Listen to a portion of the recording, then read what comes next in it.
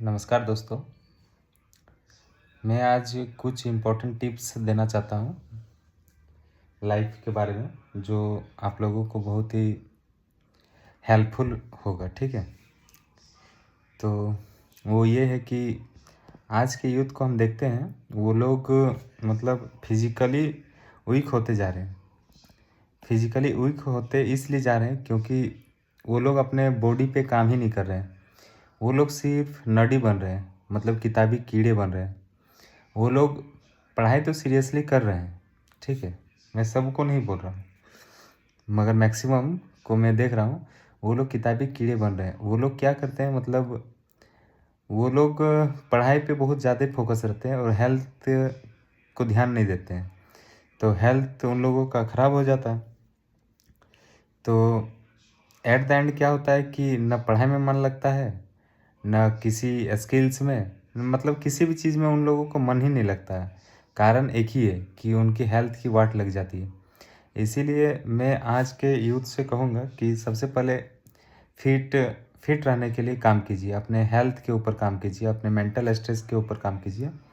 क्योंकि अगर आपका मेंटल स्ट्रेस कम होगा, आपका हेल्थ सही रहेगा, आपका बॉडी पोस्चर में रहेगा, तो क्या होगा कि आपको काम करने में अच्छा, मतलब बहुत ही आनंद आएगा, समझे। आप काम मतलब पूरी 100% एफिशिएंसी के साथ कर सकते हैं। तो जैसे ही आप 100% एफिशिएंसी देंगे उस काम में, तो सक्सेस होने का आपका चांस भी बढ़ेगा।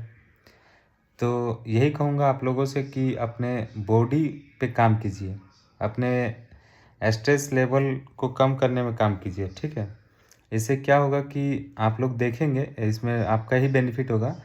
आप देखेंगे कि आप पहले जितना एफिशिएंसी से काम कर रहे थे या जितना फोकस होके काम कर रहे थे, उससे कई गुना ज़्यादा फोकस होके आप काम कर पाइएगा, अगर आपका बॉडी एंड माइंड सही रहेगा तो बॉडी पे काम कीजिए, ट्रैकिंग कीजिए, कभी हाइकिंग कीजिए, पुलअप्स मारिए, पुशअप्स कीजिए, पुशअप्स भी मारिए, और वॉकिंग कीजिए एटलीस्ट 10 के स्टेप। 10 के स्टेप अगर स्टार्टिंग, मतलब कभी आप उतना टहले नहीं है तो स्टार्टिंग में कम ही टहलिए, लगभग 3 के 5 के स्टेप्स चल सकते हैं। दौड़िए कम से कम 1-2 किलोमीटर पर डे। कभी कभी जैसे आपको लगे कि शरीर एकदम मतलब रेस्ट मांग रहा है, तभी रेस्ट करना है, अदरवाइज रेस्ट नहीं भी करिएगा तो कोई दिक्कत नहीं है।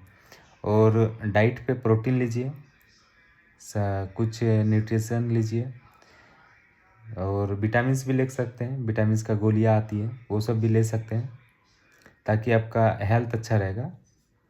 और अंडे खाइए, अंडे में अच्छा प्रोटीन होता है, और उसमें बहुत सारे एसेंशियल एमिनो एसिड्स भी पाए जाते हैं, जो आपको प्रोटीन को मतलब डाइजेस्ट करने में इजी होता है। तो अगर अंडा खाते हैं और आपका गैस या ब्लोटिंग की समस्याएं आती है, तो आप फिर फाइबर का ज़्यादा उपयोग कीजिएगा, फाइबर ज़्यादा लीजिएगा। फाइबर का सोर्स बता दे रहे हैं आप लोगों को, आप लोग खीरा खा सकते हैं, आप लोग नट्स खा सकते हैं, ठीक है, ये सब फाइबर्स होता है। सब्जियां खा सकते हैं, फल खा सकते हैं, खजूर खा सकते हैं, ये सब में फाइबर थोड़ा ज़्यादा मात्रा में रहता है, तो फिर आपका गैस और ब्लोटिंग की जैसी समस्याएं नहीं होंगी।